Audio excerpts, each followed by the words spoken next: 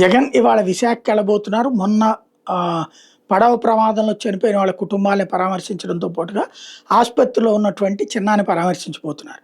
దీంతో నిన్ననే అచ్చెన్నాయుడు తెర మీదకి వచ్చేసేసి అసలు జగన్ టైంలో ఎగ్గొట్టిన బాకీలు మేం కట్టాము, అతనంతా దుర్మార్గం చేశాడని చెప్పుకొచ్చారు.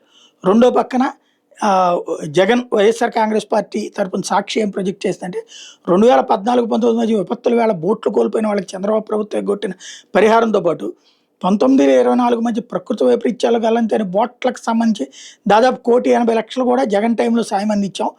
23లో విశాఖ హార్బర్లో సంబంధించిన అగ్ని ప్రమాదంలో 49 బోట్లు కాలి బూడిదైతే ఒక్కో బోటుకి 25 లక్షల రూపాయలు 39 లక్షల వరకు పరిహారం అందించి ఆదుకున్నారు.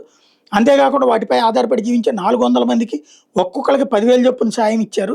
ఈ ఒక్క ఘటనలో దాదాపు 7 కోట్ల మేర పరిహారం ఇచ్చి మత్స్యకారులకు అండగా నిలిచారు. వేటకి పనికిరాని బోట్లకు కూడా 15 లక్షల రూపాయలు చొప్పున ఇచ్చారండి. అంటే మరి అట్లాంటి దానికి ఇవ్వడం తప్పే కదా, జనం సొమ్ము. అలాగే మృతుల కుటుంబాలకు ఇదివరకు ఉండేటటువంటి 5 లక్షల పరిహారాన్ని 10 లక్షలకు పెంచిందే జగన్మోహన్ రెడ్డి. ఇప్పుడు ఈ ప్రభుత్వం ఇచ్చిన 10 లక్షల రూపాయలు కూడా అన్నటువంటిది సాక్షి హైలైట్ చేసింది. మరి అంతా చేసినా కూడా అదే మత్స్యకారుల ప్రాంతంలో జగన్ ఓడిపోయాడు, వైఎస్ఆర్ కాంగ్రెస్ పార్టీ ఓడిపోయింది. ఎందుకు? అది ఆత్మవిమర్శ చేసుకోవాల్సిన అంశం.